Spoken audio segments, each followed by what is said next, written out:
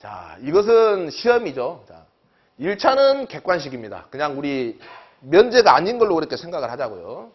이 객관식 같은 경우는 총 1차는 3개 과목을 봅니다. 1과목은 법, 2과목은 안전지도사는 산업안전일반, 그리고 보건지도 같은 경우는 산업위생일반이죠.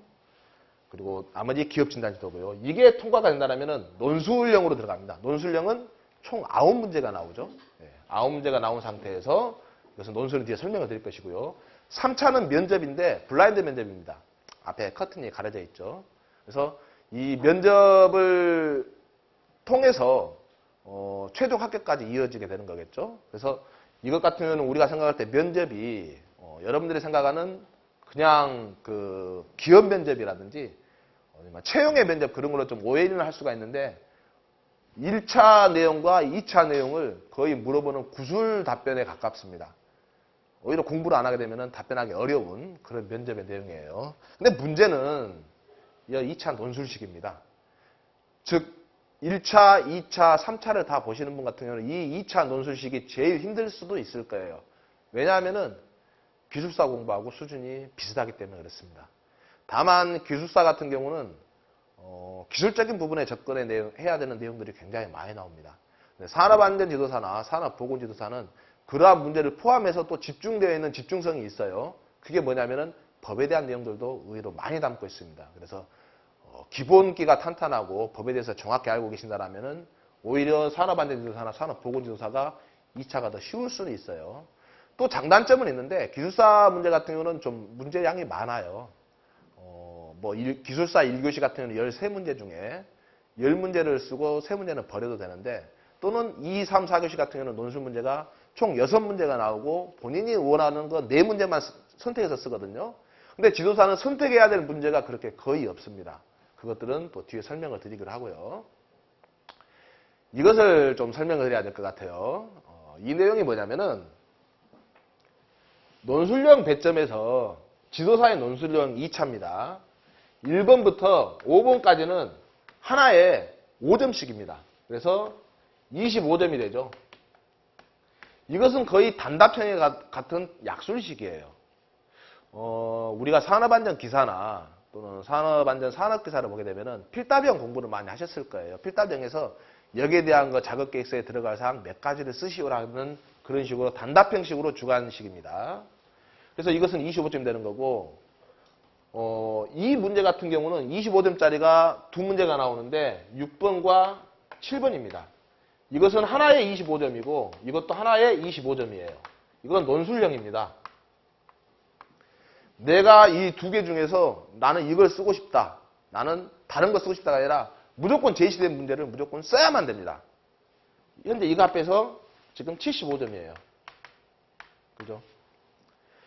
이 문제는 선택으로 주어집니다. 즉 8번과 9번이 있다라면은 이 두 개 중에 하나만 여러분이 선택을 해서 쓸 수 있습니다. 물론 논술이에요. 하나 문제는 버리는 거죠. 그래서 이게 25점. 그래서 총 합해서 이게 100점 만점에 60점이 넘어가야 2차가 통과하는 걸로 되어 있습니다.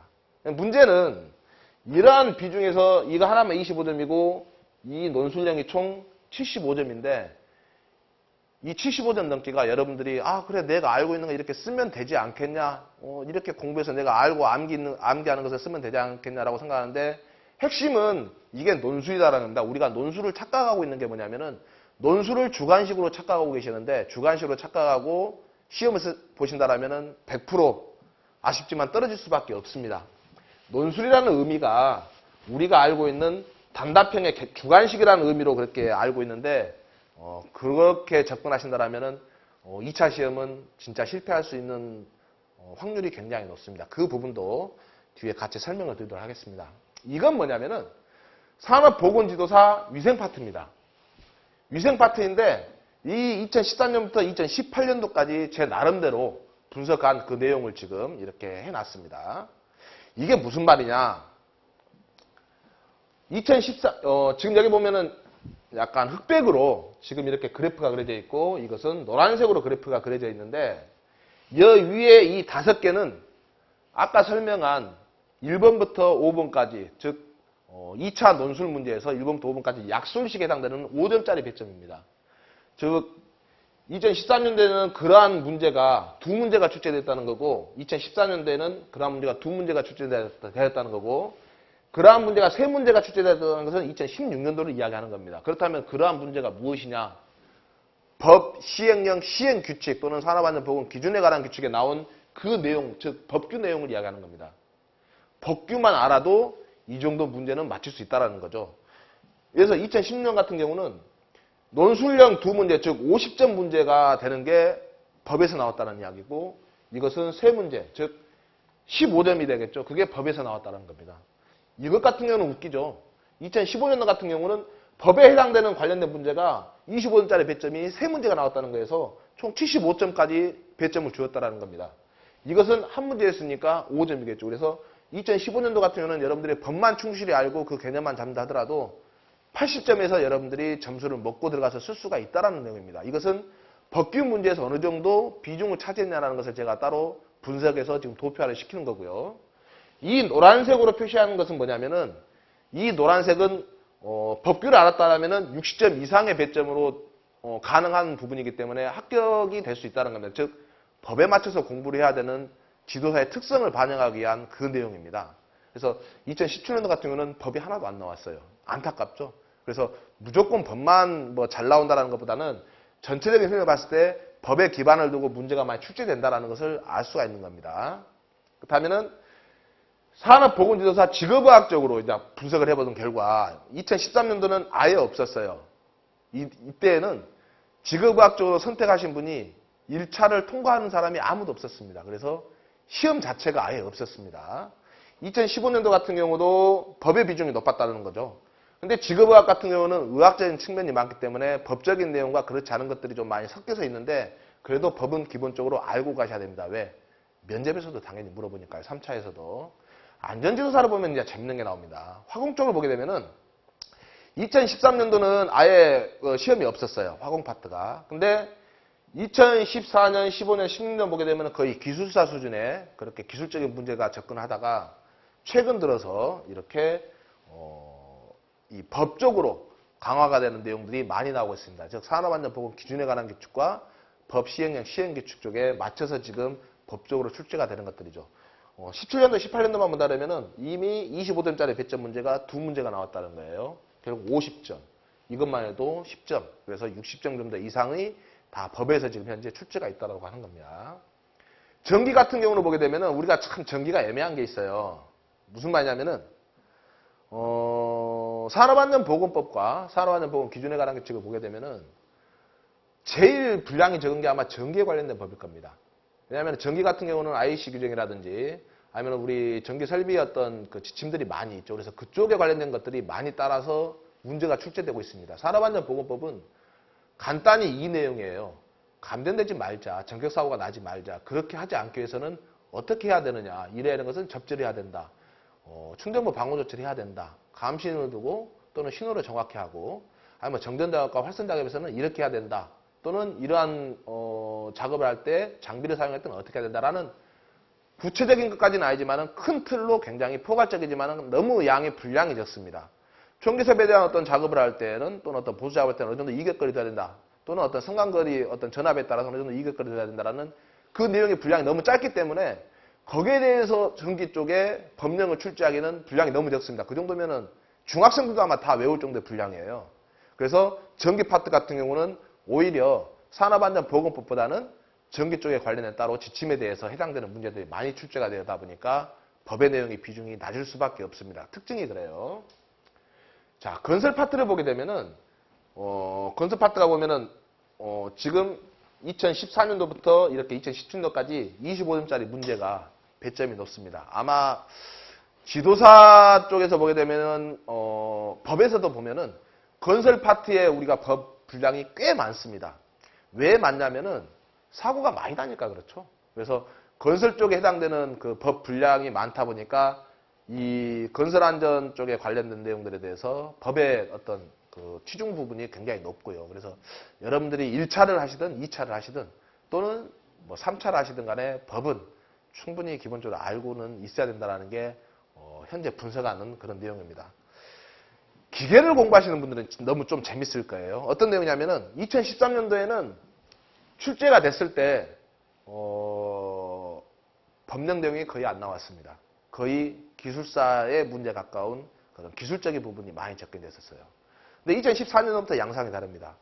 법에 관련된 문제가 3문제나 출제됩니다. 25점짜리 배점이. 꽤 많죠. 벌써 이것만 해도 75점인데 2015년 같은 경우는 기본 2문제가 나왔습니다. 그리고 5점짜리 배점도 2문제가 나온 거죠. 2016년 같은 경우는 5점짜리 배점짜리가 오히려 4문제나 법에 해당되는 게 나왔습니다. 이 법은 법 시행령 시행 규칙일 수 있지만은 산업안전보건 기준에 관한 규칙이 2차에서 많이 집중되고 있는 게 현실입니다. 총 25점짜리 3개를 쓰는 것 중에 거의 2개가 이렇게 나와 있는 거고요. 2017년도 그렇고 2018년도 그렇습니다. 이것만 보신다 하더라도 기계 같은 경우는 법의 내용이 많이 나오는데 좀 전에 이야기했지만 건설 쪽도 법이 많지만은 기계 쪽에 관련된 것도 법이 굉장히 많습니다. 근데 왜 기계가 법에서 많이 나올 수밖에 없냐면은 전기와 상반돼요. 기계에 대한 사고도 많고 기계의 종류도 많고 우리가 법에서 다루고 있는 UAM 기계 기구류에서 다 기계입니다. 또한 건설에서 사용하는 기계도 건설 파트지만 해당되는 그 기계가 기계 파트 쪽으로 해당이 같이 중복이 되거든요. 그래서 기계 분량이 법에서는 제일 많을 겁니다. 아마 산업안전보건법에서는. 그러다 보니까 기계는 법에서 출제되는 그 성향이 굉장히 뚜렷하죠. 그래서 2차를 준비하시는 분들이라면 지금 이 설명을 들으실 때 일단 법은 기본으로 가져가야 되는구나라는 것을 좀 인지를 하실 수 있을 거예요. 그리고 2차 문제는 그 법도 법 시행령 시행 규칙이지만은 주로 산업안전보건 기준에 관한 규칙에 또는 지침에 대한 것들을 같이 섭렵을 하고 계신다라면은 오히려 2차 문제가 정확성이 높죠. 정확히 어떤 문제 위주로 출제될 거다 될 수 있다라는 그 근거가 뚜렷해집니다. 그렇다면 포괄적인 기술사 시험보다 오히려 지도사가 문제는 더 적고 하지만은 타겟은 정확히 잡을 수 있다는 거죠. 법 위주로 공부를 하신다는 것을 감안했을 때 1차 필기는 다 알고 계시니까 간단히 설명드리자면은 1과목 같은 경우는 25점 문제 중에 각 점수당 4점이니까 100점이죠. 2과목도 마찬가지고요. 3과목은 기업진단 지도가 뭐 한 15문제, 14문제가 나오고요. 그 외에 나머지 보건 쪽은 안전이 나오고 안전 쪽은 위생이 나옵니다. 그게 7문제에서 한 10문제 정도가 나오는데 이 문제도 뭐 그렇게 크게 폭넓은 문제는 아닙니다. 이것은 뭐 1과목은 1차는 당연히 잘 알다시피 꽈락 40점 각 과목당 그리고 그 이상으로 했을 때 평균 20점 넣으면 되는 거고 충분히 이 1, 2과목만 공부를 하신다 해도 여기서는 꽈락만 넣으면 되는데 꽈락 넘지가 만만치가 않죠. 그런데 고득점이 될 수 있도록 그렇게 기업진단지도에서 강의를 계획을 하고 있고 또 그렇게 진행을 할 계획이 있습니다. 과거에 지금까지 뭐 경영학으로만 맞춰서 공부한다라는 그런 생각을 벗어나서 좀 더 지도사의 접근성에 맞는 지도사의 방향에 맞는 그런 쪽의 강의를 준비를 하고 있습니다. 2018년 문제를 하나 사례를 볼게요. 왜 이것을 보여드리냐면은 우리가 산업안전 기사나 산업위생관리 기사를 보게 되면 답이 아닌 것들이 딱 보입니다. 그런데 지도사 문제는 매력적인 오답이 너무나 많아요. 아무리 읽어봐도 다 답이에요. 눈으로 봤을 때 전혀 황당한 답이 아니라 다 그럴듯한 내용들입니다. 그래서 법을 정확히 암기라기보다는 그 방향을 이해하고 숙지를 하고 있어야 되는데 이 문제 같은 경우는 2번입니다. 원래 계단은 1m 이상으로 폭을 해야 되는 게 맞는데 예외가 있어요. 반이라는. 그 예외가 뭐냐면은 급유용. 급유는 뭐냐면 우리가 주유소에 주유한다는 게 아닙니다. 기계나 그런 것들을 정비를 할 때 윤활 작업을 해야 된다든지 정비를 할 수가 있겠죠. 그 윤활유를 주입하는 그런 급유인 거고 정비하기 위한 그런 급유용이지 주유소에서 총잡이가 아닙니다. 그래서 그런 급유나 보수 또는 비상용을 했을 때에는 또는 나선형은 이렇게 회전으로 되는 거죠. 이런 것 같은 경우는 이게 나선형이 1m가 되면 굉장히 큰 공간을 차지합니다. 그래서 이런 경우에는 1m 이상이 아니라 그 밑으로도 할 수 있다는 예외 조항이 있습니다. 근데 그냥 보게 되면 계단은 1m 이상으로 해야 된다고 생각하니까 다 답이 맞을 수 있다고 생각을 하는데 그러한 법들을 정확히 찝어서 읽고 확인하셔야 되겠죠. 물론 그런 내용도 법 강의를 할 때 그렇게 합니다. 그래서 이러한 문제를 제시하는 이유는 매력적인 오답을 이것도 답일 것 같은데라고 하지만은 정확히 알지 못하면은 틀린 문제로 많이 출제된다라는 게 지도사의 어떤 그런 특징입니다. 그리고 사지선 다형은 대충 찍어도 우리가 소위 말하는 와리가리로 찍어도 이게 잘 맞아요. 근데 오지선 다형은 확률이 확 떨어집니다. 뭐 사지선다형 같은 경우는 우리가 그냥 아무렇게나 막 찍잖아요. 그게 되면은 100문제 중에 1, 2, 3, 4번까지 있으니까 25%인 25개 이상은 맞아요. 정말로. 거의 비슷합니다. 근데 오지선다형은 막 찍잖아요. 그러면 이상하게 확률이 확 떨어집니다. 오지선다형이면 100문제 중에서 오지선다형이니까 20문제는 맞아야 되는 거잖아요. 근데 그렇지가 않아요. 맞을 때도 있지만은 10문제도 안 맞을 때가 있습니다. 그래서 오지선다형과 사지선다형에 찍는 것은 정말로 큰 차이가 있으니까 꼭 찍는다라는 것은 좀 벗어나셔야 됩니다. 교재 같은 경우는 그렇습니다. 1과목 산업안전 보건법 같은 경우는 따로 별도의 교재가 애매한 게 뭐냐면은 가장 잘 나와 있는 최신의 내용이 법제처의 내용입니다. 그래서 다른 일반 교재, 제 교재도 마찬가지지만은 이 법 내용을 수록을 하고 있지만은 그게 어차피 법제처의 내용이에요. 그렇기 때문에 여러분들이 그냥 법제처를 통해서 다운받아서 보셔도 상관은 없고, 다만 이제 제 교재 이 법의 내용을 같이 읽는 건 뭐냐면은 어차피 여러분들이 프린트 해봐야 그 돈 비슷하게 듭니다. 네.